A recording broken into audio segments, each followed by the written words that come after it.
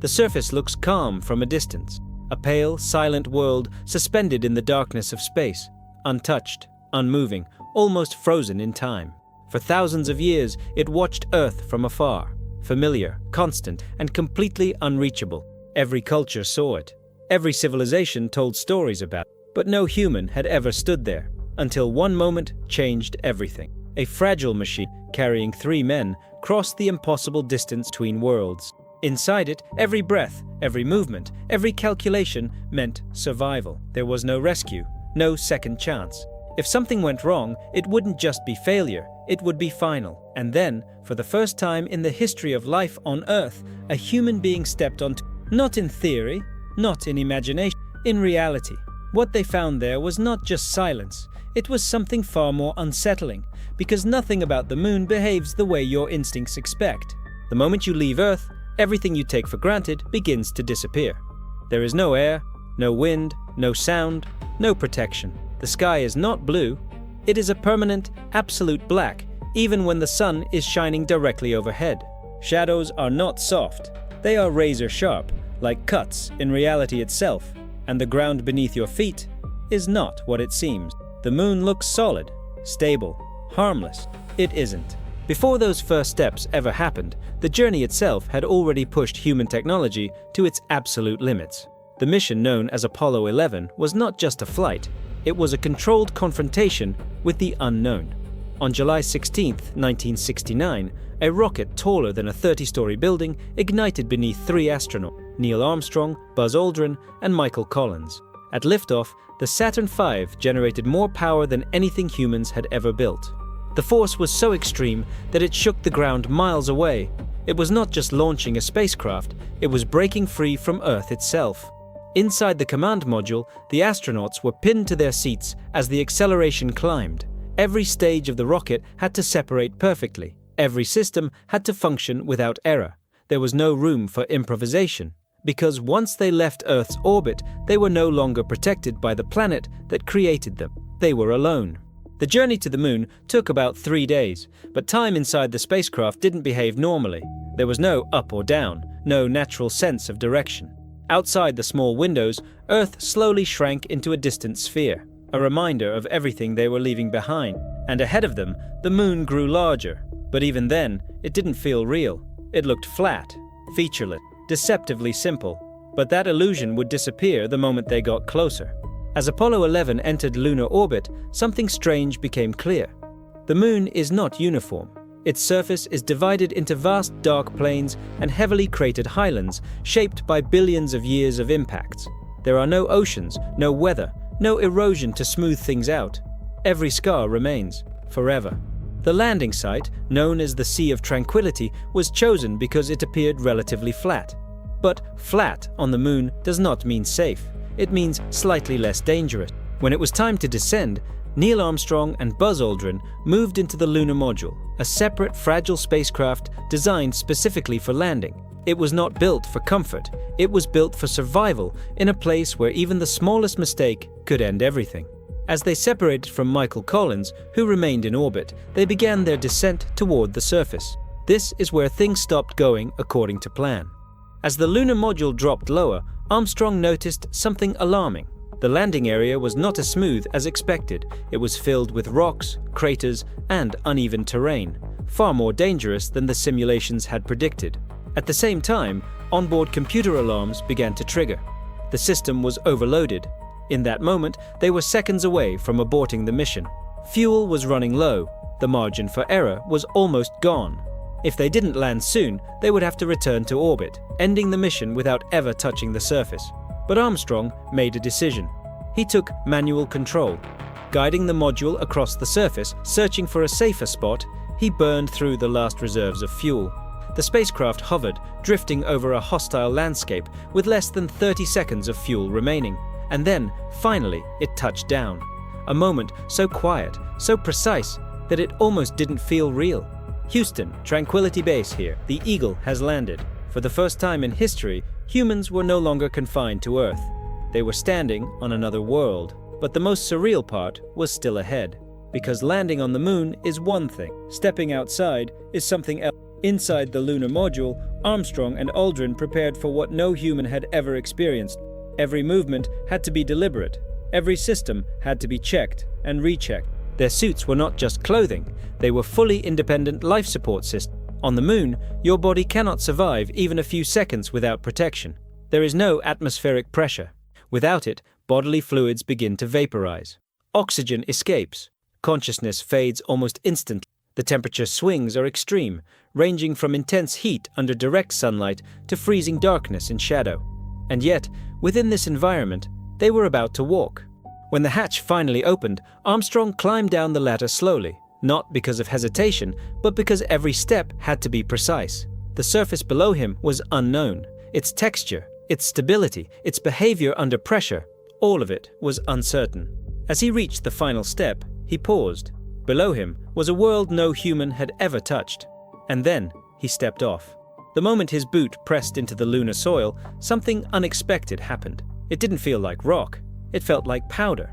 Fine, grey dust, so soft and dry that it held the imprint of his footprint perfectly. This material, known as regolith, had been formed over billions of years by constant meteorite impact, grinding the surface into microscopic particles. But this dust wasn't like anything on Earth. It was sharp, abrasive, almost like shattered glass at a microscopic level. And because there is no wind or water on the Moon, it never erodes into smoother shapes. It remains jagged, reactive, and incredibly clingy. It stuck to everything, to their suits, to their equipment, even to the inside of the lunar module later on. And it carried a smell. Not in the air, because there is no air. But when brought inside, the dust released an odor that astronauts described as similar to burnt gunpowder. An ancient, untouched scent from a world without life. As Armstrong took his first steps, he quickly realized something else. Walking on the Moon is not like walking on. The gravity is only about 1/6 of Earth's. Every movement feels lighter, slower, almost exaggerated. Instead of normal steps, the most efficient way to move was a kind of hopping motion, like a controlled bounce across the surface. But even that came with risks, because balance behaves differently, momentum behaves differently, and if you fall, getting back up is not as simple as it sounds. Everything about this place forces your body to relearn how to exist. And yet, despite all of this, they began to explore, carefully, methodically, surrounded by absolute silence, because on the Moon, sound does not travel. There is no air to carry vibrations, no ambient noise, no wind, no distant echoes. The only sounds Armstrong and Aldrin could hear were the ones transmitted through their suits, breathing, mechanical systems, and each other's voices over the radio. The universe around them was completely a silence so complete, it doesn't exist anywhere on Earth. And in that silence, they looked up. What they saw was something no human had ever experienced before. The Earth. Not as a place you stand on, but as an object in the sky, suspended in darkness, glowing with color. Blue oceans, white clouds, swirling patterns of life, contrasting sharply against the dead, grey surface beneath their feet. It didn't rise or set.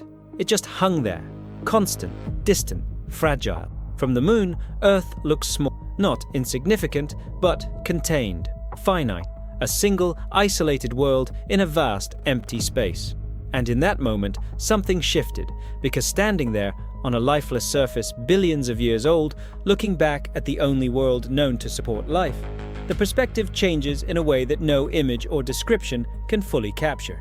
They weren't just exploring the Moon, they were seeing Earth from the outside, and realizing, perhaps for the first time, just how unusual it really is. But even as that realization settled in, the Moon itself continued to reveal something deeper, because beneath its stillness lies a history far more violent than it appears.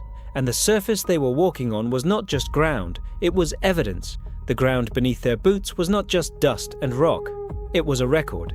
Every step Armstrong and Aldrin took pressed into a surface that had not changed in any meaningful way for billions of years. On Earth, landscapes are constantly erased and rewritten by wind, water, tectonic movement, life itself. But the Moon has none of that. No atmosphere, no weather, no flowing water, no biology, nothing to erase the past.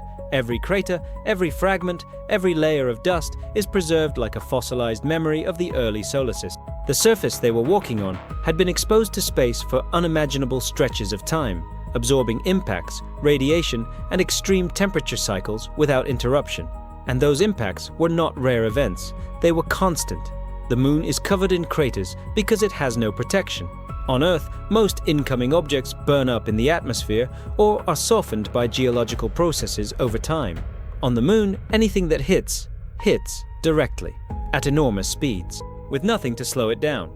Some of those impacts released more energy than entire nuclear arsenal, and yet, standing there, the surface looked still, quiet, almost, but that calm is because the Moon is not just a place without life. It is a place that actively, as Armstrong and Aldrin began their tasks, collecting samples, setting up experiments, documenting the terrain, they had to constantly manage multiple threats. The first was temperature. Without an atmosphere to distribute heat, the difference between sunlight and shadow on the Moon is extreme. In direct sunlight, the surface can reach temperatures hot enough to boil water. Just a few steps into shadow, and it can drop to levels cold enough to freeze gases solid. There is no gradual transition, only extremes. Their suits had to regulate this constantly, maintaining a stable internal environment despite the hostile conditions outside. A failure in temperature control wouldn't just be uncomfortable, it would be fatal. Then there was radiation. On Earth, we are protected by both the atmosphere and the planet's magnetic field, which deflects much of the sun's harmful radiation. On the Moon, that protection doesn't exist. Solar radiation and cosmic rays strike the surface directly. During Apollo 11, the astronauts were fortunate. Solar activity was relatively low. But if a major solar flare had occurred during their time on the surface, the exposure could have been dangerous, possibly even lethal. And then there was the dust. At first it seemed harmless, just a fine powder underfoot. But the more they moved, the more it revealed its true nature. It clung to everything. It coated their boots, their gloves, their instruments. It resisted being brushed off, and because of its sharp, jagged structure, it could wear down materials over time. Inside the lunar module, after they returned from their walk, the dust became a problem. Floating in microgravity, it got into the air they were breathing. It irritated their eyes and lungs. It smelled like something burned, something ancient and metallic. It was not just dirt, it was a substance shaped by an environment completely alien to Earth. As they continued their exploration, they deployed scientific instruments designed to study the Moon in ways no human observation alone could achieve. One of the most important was a seismometer, an instrument used to detect vibrations in the ground. On Earth, seismic activity is driven by tectonic movement, plates shifting, colliding, sliding past each other, but the Moon does not have active plate tectonics in the same way. And yet, it still moves. The data collected from Apollo missions revealed something unexpected. The Moon experiences moonquake. Some are caused by tidal force, subtle gravitational interactions with Earth that slowly flex the Moon's interior. Others are triggered by temperature change, as the surface expands and contracts between extreme heat and cold. But unlike earthquakes on Earth, which tend to dissipate quickly, moonquakes can last for much longer. Because the Moon is so dry and rigid, vibrations don't fade as easily. They can continue for minutes, sometimes longer. Imagine standing on a surface that looks completely still, while beneath you, the ground can slowly tremble in near silence, with no atmosphere to carry sound, no immediate sensation like the quakes just a subtle, prolonged instability. Even in its stillness, the Moon is not entirely at rest. As Armstrong and Aldrin worked, time was always present in the background, not as something abstract, but as a strict limit. Every second on the surface had been calculated, planned, and optimized. Their oxygen supply, battery life, and thermal systems all imposed boundaries on how long they could remain outside. They had less than 3 hours to exist in a place no human had ever survived before. Every movement mattered. They collected rock samples, carefully selecting pieces that could reveal the Moon's history. Basalt from ancient lava flow. Breccia formed from violent. Each fragment carried information about processes that had shaped not just the Moon, but the early solar system itself. And what those samples would eventually confirm was something profound. The Moon and Earth are connected in a way that goes far beyond proximity. The leading scientific explanation, known as the giant impact hypothesis, suggests that the Moon formed from debris created when a Mars-sized object collided with the early Earth billions of years ago. The material ejected into space eventually coalesced into the Moon, which means the surface they were standing on may have once been part of Earth. ancient matter separated by a catastrophic event, now existing as a silent companion in orbit. A reminder of how violent the formation of our planet truly was. As the mission progressed, another subtle but important detail became clear. The horizon on the Moon behaves differently than on Earth. Because the Moon is smaller, its curvature is more pronounced. The horizon appears closer. Objects in the distance seem to drop out of view more quickly. Combined with the lack of atmospheric haze, this creates a visual effect that can be disorienting. Distances are harder to judge. Scale becomes deceptive. A small hill can look much farther away than it actually is. A nearby crater can appear almost flat until you approach it and realize its depth. Everything about the environment challenges perception. Even light behaves differently. Without an atmosphere to scatter sunlight, the contrast between light and shadow is extreme. Surfaces in direct sunlight are intensely bright, while shadows are almost completely black. There is no gradual blending, no soft transitions. It's a world of sharp boundaries. And in that world, Armstrong and Aldrin continued to move, to observe, to document, knowing that every second brought them closer to the moment they would have to leave, because staying was never an option. As their time on the surface came to an end, they began preparing for departure. The ascent stage of the lunar module, the part that would carry them back into orbit, was essentially a separate spacecraft sitting on top of the descent stage they had used to land. When it ignited, it would leave part of itself behind forever. A fragment of human engineering resting on the Moon, untouched, unchanging.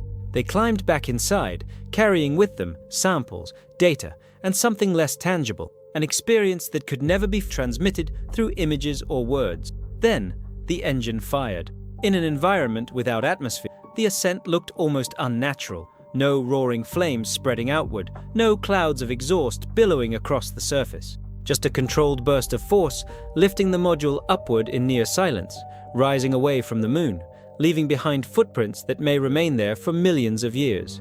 As they returned to orbit and reunited with Michael Collins, the three astronauts began the journey back to Earth. But the mission was not over, because re-entering Earth's environment is, in its own way, just as dangerous as leaving it. The spacecraft had to hit the atmosphere at exactly the right angle. Too steep, and it would burn up. Too shallow, and it would skip off the atmosphere and be lost in space. There was no margin for error. As Apollo 11 approached Earth, it accelerated to incredible speeds. The friction with the atmosphere generated extreme heat, creating a plasma sheath around the capsule that temporarily blocked all communication. For several minutes, they were completely out of contact. From the outside, there was no way to know if they were still alive. And then finally, the parachutes deployed.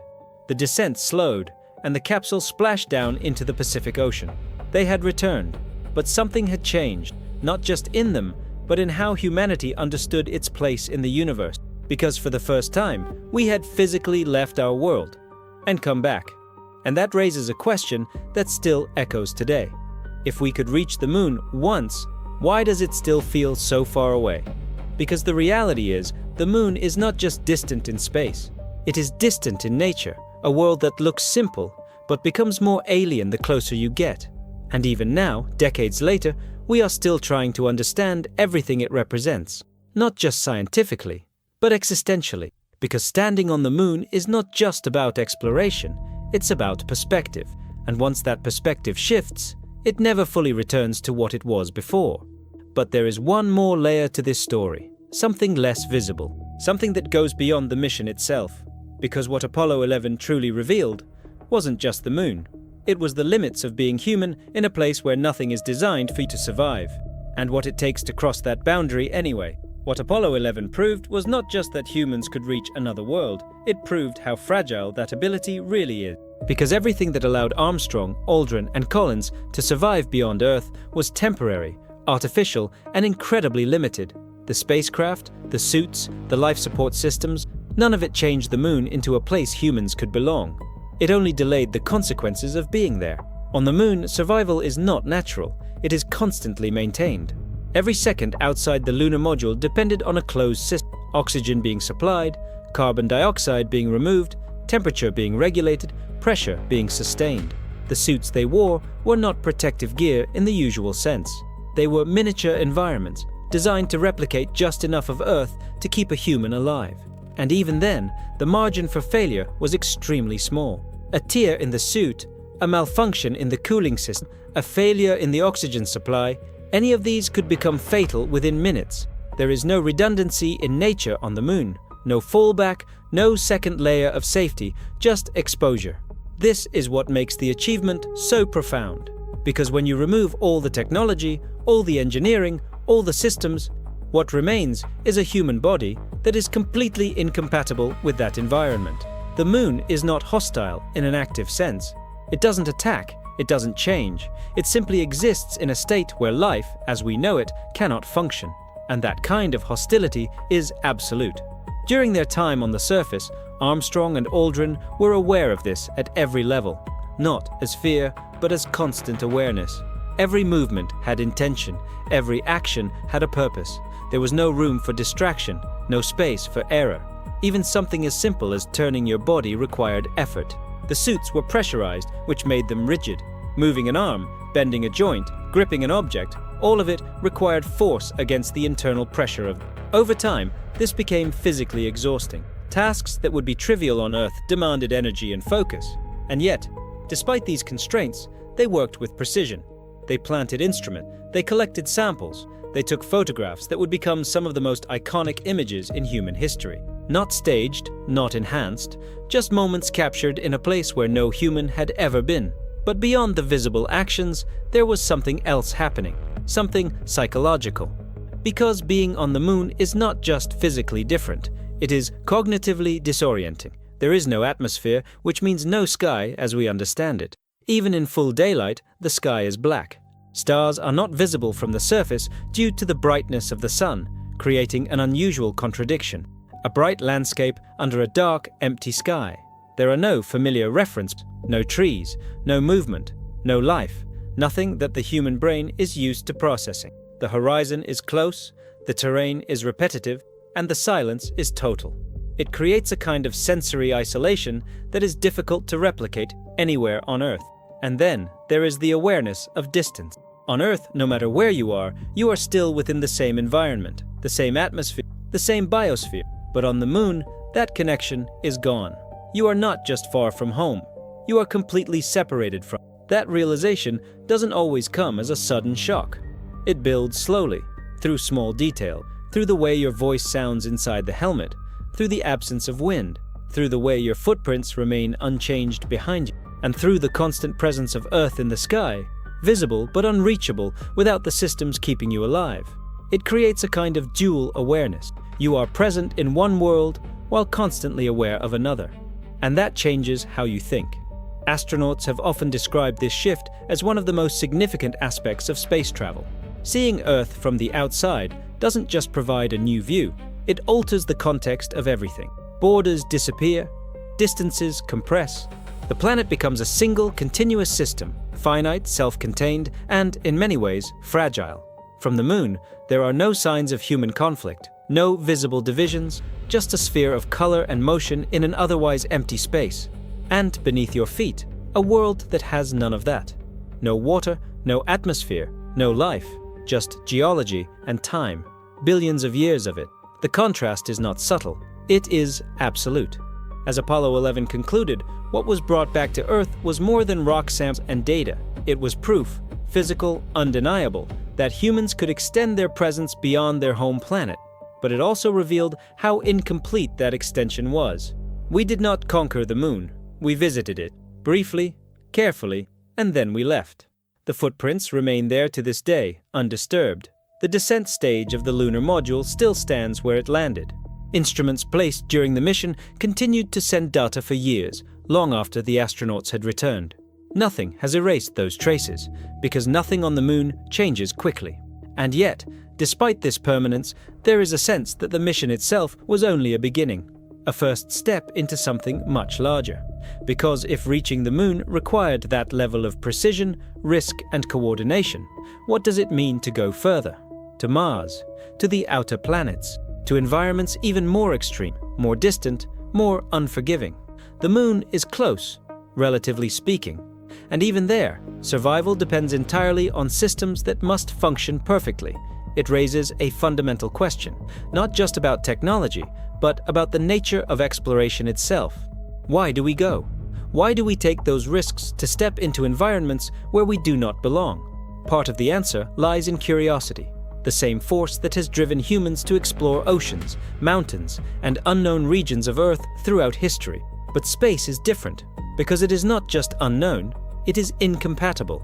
And yet, that doesn't stop us. Apollo 11 was not the end of that drive. It was a demonstration of a moment where human intention, engineering, and understanding aligned just enough to cross a boundary that had existed for all of history. Earth was no longer the only place where human footsteps, and once that boundary is crossed, it cannot be uncrossed. Today, the moon is still there, unchanged, silent, waiting. But now, it is no longer unreachable, it is a destination that has already been touched. A place that revealed not just what exists beyond Earth, but what it means to leave it. And maybe that is the most important part of this story. Not the landing, not the technology, but the perspective it created. Because when you realize that a human stood on that distant surface, looked back at Earth, and understood in that moment just how rare and specific life really is, you begin to see our planet differently, not as something infinite, but as something precise, delicate, and, in many ways, temporary. The moon does not need to be hostile to remind us of it. Only needs to exist as it is, unchanged, unforgiving, and completely real. If you want to keep exploring places that feel impossible but are entirely real, places where the rules you're used to simply stop applying, then this is just the beginning. Subscribe to the channel, leave a like, and tell me what place, phenomenon, or moment in Earth or beyond you want to experience next.